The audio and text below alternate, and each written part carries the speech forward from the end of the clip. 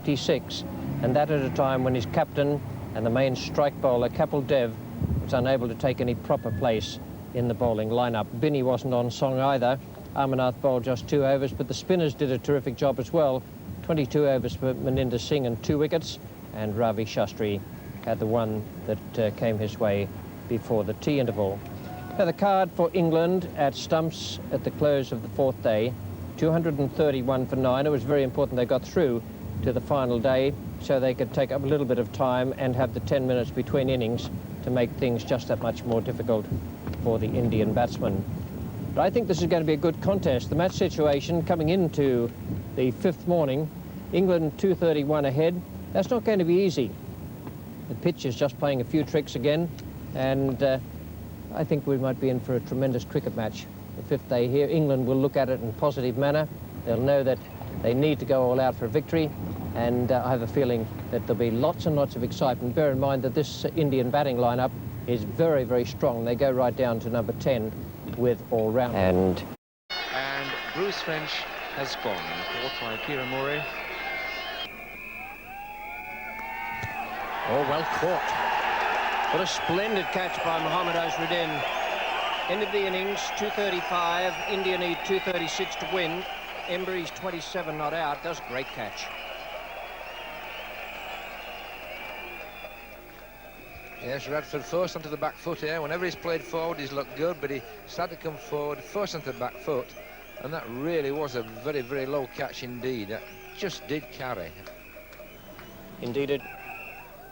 Mind that this Indian batting lineup is very, very strong. They go right down to number 10 with all-round. And then we had Chetan Sharma from the pavilion end. And Chetan Sharma's figures there of 6 for 58 go with his first innings figures to make him the first Indian bowler in the history of the game to take 10 wickets in a test match in England. Always a pleasure to watch him play, and he's only 20 years of age. The situation when India began their second innings was that they needed 236 to win. Now that might seem a sizable total, but a lot depended on exactly what happened with the England bowlers out there. They mustn't let India and the opening batsman, or the early batsman, get away to a brisk start. Here's the 5th ball of the first over, and it's Neil Foster coming in. Chris Rakan is taking strike.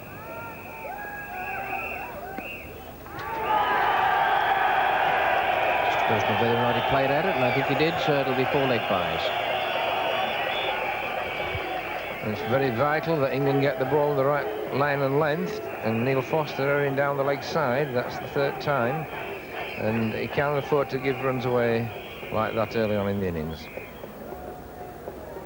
Neil Radford.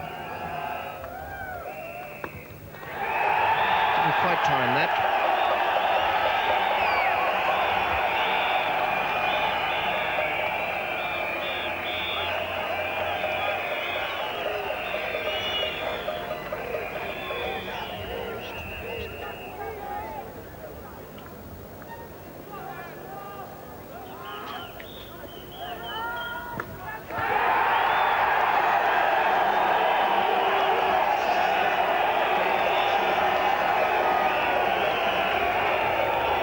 This is just what England didn't want. A few loose deliveries, half volleys and short and leg side.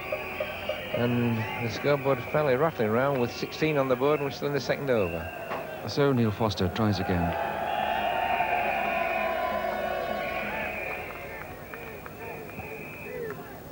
Oh dear, dear, that's it. The line has gone. Foster will know it, and so do the Indian supporters.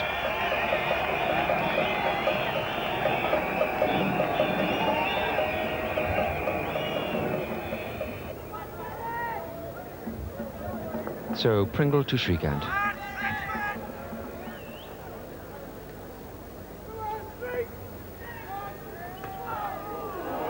It almost got through Shrikant. Yes, Derek Pringle bowling very well so far in these 2 overs.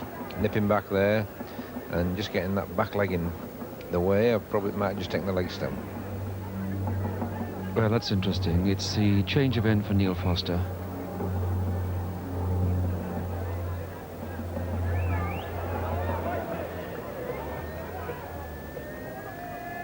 Oh, between bat and pad. Beautiful ball. Yes, Tony, the Essex pair have got into a much better line and length now after a very ragged start by England. India rocketing to 40 for no wickets, but now finding life much more tricky. Bowling more frugal. 196 to win.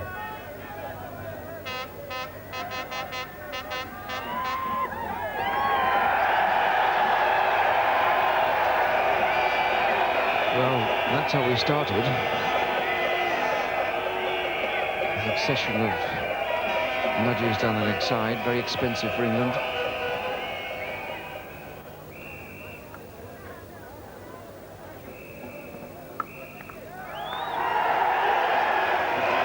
And that little extra cheer from the Indian supporters will sound about 10 times as loud to the England players, because it signals the half-century coming up without loss. So it is to be Phil Edmonds, going to come on from the City end. Good sweep. And Radford lost it. Couldn't pick it up, and it's gone for 4, not very far away from him.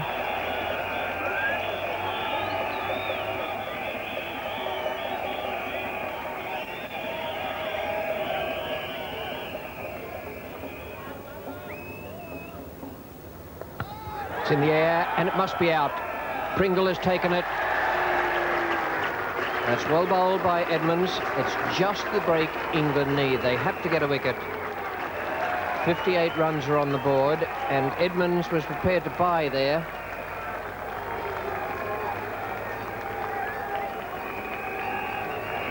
The first one went rocketing off the middle of the bat along the ground for 4, but that one takes the edge and lollops gently to Derek Pringle. The batsman is Mahinda Ramnath.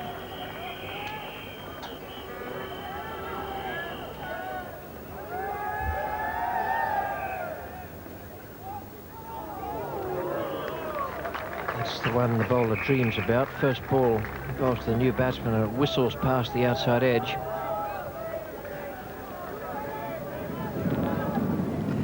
Five more runs added up to the lunch interval there. 65 for 1, India, and Amarnath is not yet off the mark. Phil Edmonds was the man who was posing most problems there for the Indian batsman. Gavaskar unbeaten on 37. Edmonds 4 overs, 2 maidens, 1 for 5 after what was really a disastrous start for the England bowlers. We're going to pick up play now with the first ball after lunch, the very first over, and it's Derek Pringle coming into bowl. Mahinda Ramnath is the man taking strike. And again, the England bowlers stray down the leg side, and they pay the penalty.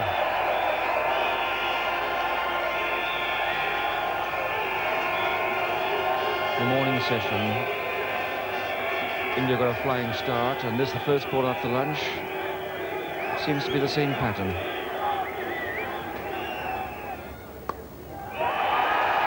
Crisp and clean and effective. Well, that really was a magnificent stroke. Hardly any effort at all. Beautifully timed, just turning the wrists again, and the ball just speeding away through middle. Right onto the bat, head down. No real effort, but beautifully turned away. Spin bowling at the other end, Phil Edmonds. Oh, beautiful shot. Ball play, totally on merit, and that is Sunil Gavaskar's 50, his first half-century of this series.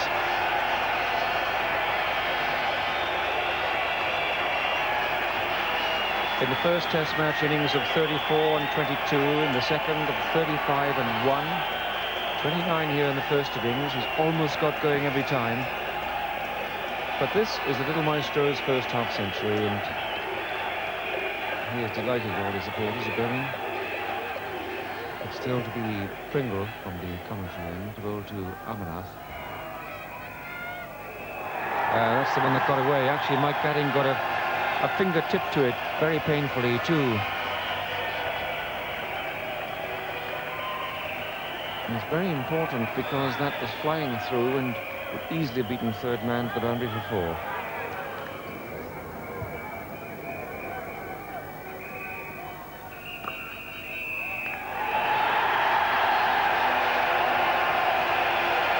Very fine judgment by the batsman, because they chose David Gower. Always a danger, and Gower was every bit as good as his reputation, racing in, flipping off the bails, but the 100 comes up from 198 balls.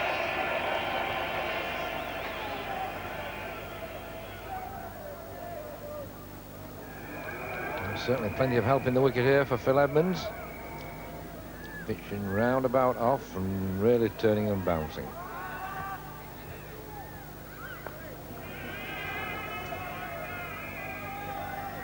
And he's got the breakthrough for Edmonds. Deserved it. He's beaten the batter on a number of occasions. This time, just a sliver of willow. Bruce French took it, neat catch, and the second wicket down for 101. Yes, Phil Edmonds looking more likely to take a wicket than anybody else, and that's just about the perfect delivery. Pitching round about middle, a lot of the spin. Bruce French taking it nicely. He's certainly had a pretty good test match, and that's the breakthrough that England very badly needed, and they could do with another one as well if they're going to win this match. The little man at the other end is nicely entrenched at 52, and really they can't afford him to bat much longer if they're going to have a chance of winning the match. Just wants Embry a little finer. That's a big Gooch as well. Embry is gully now. Gooch has gone to the first slip.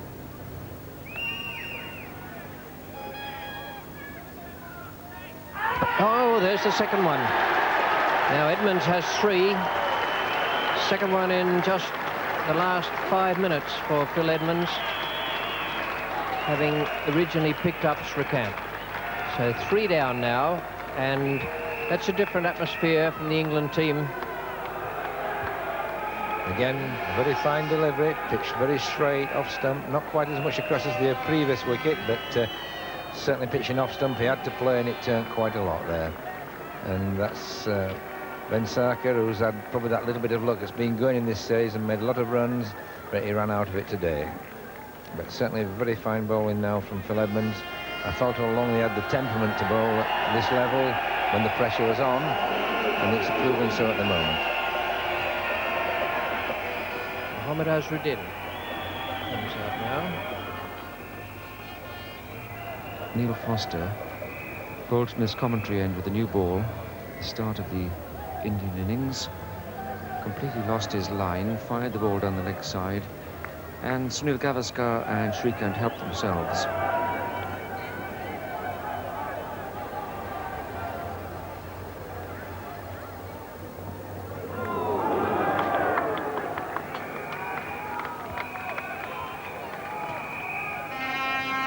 Well, Philip Edmonds wanted a bit of help from the other end, and almost getting it here.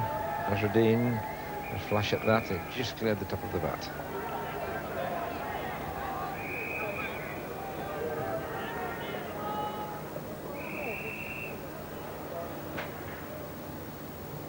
Oh, there it is.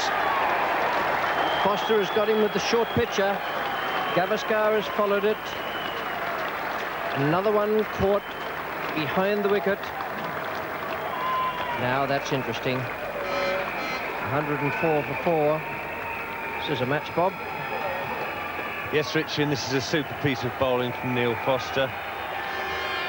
Got Gavaskar on the back foot, and all he could do was fend a little nick to Bruce French. Very fine innings from the little master. I wonder if we'll see him again in this country. We may not, so let's savour it while we can.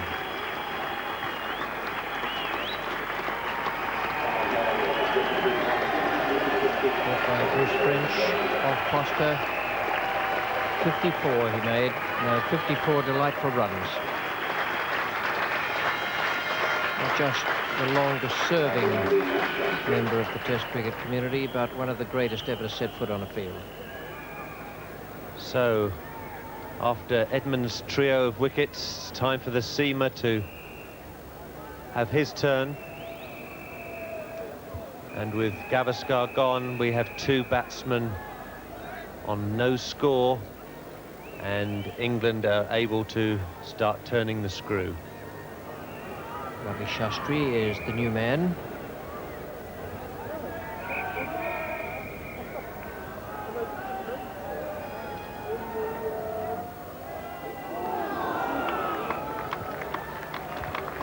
Just a whisker. And the vagaries of the Edgbaston pitch continue. Gavaskar's dismissal, the ball absolutely flew through to French, and this time it bounces a good 4 feet in front of him.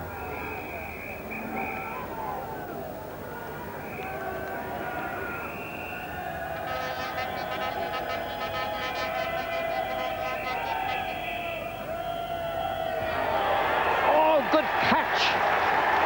Good catch! And that was the trap, the plan from Edmonds. He drew Shastri into it, gave him the opportunity to hit down the ground. The drive was there, and the catch was taken. And another excellent reaction catch here. This is a very firm edge from Ravi Shastri. It flies to Gooch's right. Ball's parried up, and John Embury happily clasps it. The new batsman is Kieran Moray, who's come in at number 7 in front of Kapil Dev. So many thought this would be a formal draw, but what a marvellous test match we have in our hands. Oh, he dropped it. And confirmation as Kieran Moray turned to walk, even after the first juggle by Bilathi. It's pure instinct when you're standing that close. John Embury coming over for another 1-over spell. He's to close proceedings from the City end before tea. Dropped short.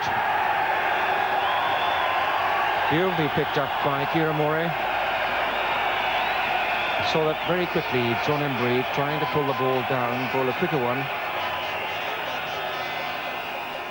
The left-arm spinner, Phil Edmonds, bowled 1 over from the commentary box end before the tea interval, where India went in at 126 for 5. 54 to Gavaskar. That was a lovely innings. Suddenly, that little collapse gave England plenty of hope, and the bowling reflected that, with Edmonds quite outstanding. One of the best performances I've seen from the left-arm spinner. 19 over 7 maidens, 4 for 20, and he thoroughly deserved all the wickets that came his way. Foster, I thought, did very well after that ragged start. We didn't see anything more of Radford. And Embury, well, just the 2 overs for him. No wicket for 12. The position of the game at tea, very, very interesting, intriguing. 110 needed to win for India, well within their scope. They're a fine batting side, even though England need only 5 more wickets to win. Well, after tea, 6 overs were bowled for 5 runs before bad lights stopped play. We pick it up now with the 3rd ball of the 10th over. After the interval, 9 runs have been added. It's 135 for 5 now. And John Embury is coming into bowl to Mohammad Azharuddin. Oh, that goes a long way. John Embury getting this ball to turn very viciously. A good 18 inches to 2 feet. England have to bowl 14 overs, that's the minimum. But with 2 spinners on, they'll get in a few more than that by the 6 o'clock finish. Edmonds to Azharuddin.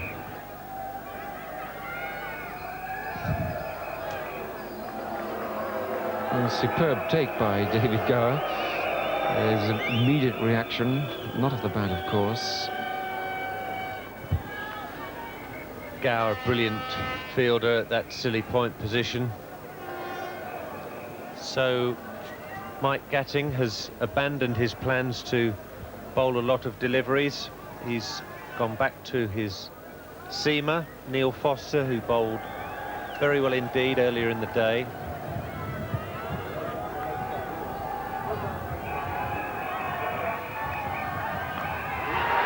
It's high, but it's square of Phil Edmonds.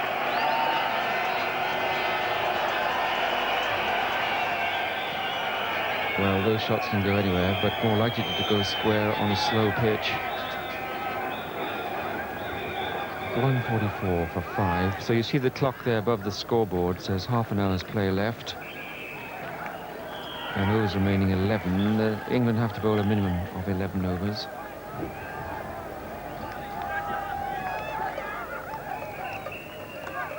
Oh, yes.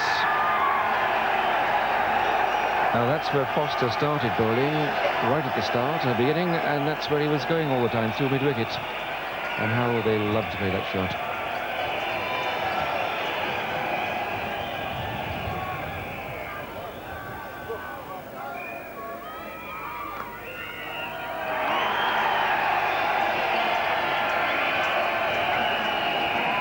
That brings up the 150.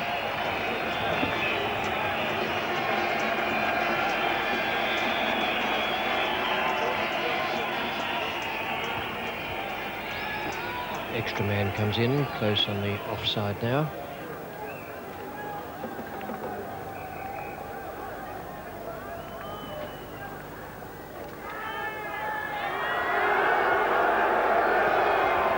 David Gower appealing for this one, but not many of the other England players. Just squeezing off the pad behind the bat into Gower's hands. Good shot for 4. But that doesn't matter. Edmonds is better off to have it up there, so the batsman is playing that type of shot. At least it gives him a chance, whereas the purely defensive stroke doesn't.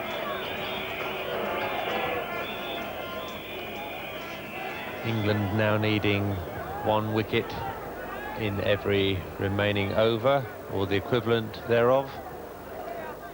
But they weren't able to do it, I'm afraid. And 11 more runs were added to take the score up to 174 for 5 at the close of play. Very good innings from Kieran Moray. That will add to his test match experience. And Mohammad Azharuddin not out 29. Good partnership, one that India needed when those overs were lost. It meant that they couldn't win the game, but they had to knuckle down and make certain they weren't beaten. The bowling figures for England, most impressive after that very ragged start. Foster 1 for 48, bowled well later on, and Edmonds 28 overs, 11 maidens, 4 for 31. Embury was sparely used there, 7 overs, 1 maiden, none for 19. Pringle 16 overs for 33, and Mike Gatting 2 overs for 10, found the outside edge with the very first ball he bowled, and got one to fly, and gave Bruce French a problem or two.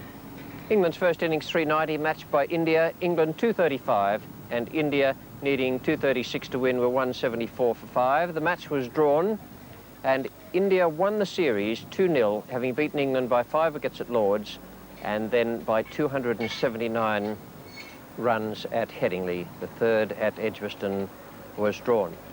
So Mike Gatting was the man of the series. As far as England were concerned, he was also man of the match, nominated by Bob Willis, and the Indian man of the series was Dilip Bensaka, and a very fine performance he put up with the bat, even if he did pick up a duck here today. Peter West talked with Mike Gatting, the bowler, and with Kapil Dev after the match. Mike, well played, 2 awards. Was one of them for bowling? I think it must have been, Peter, yes. Rather a lively spell, I thought.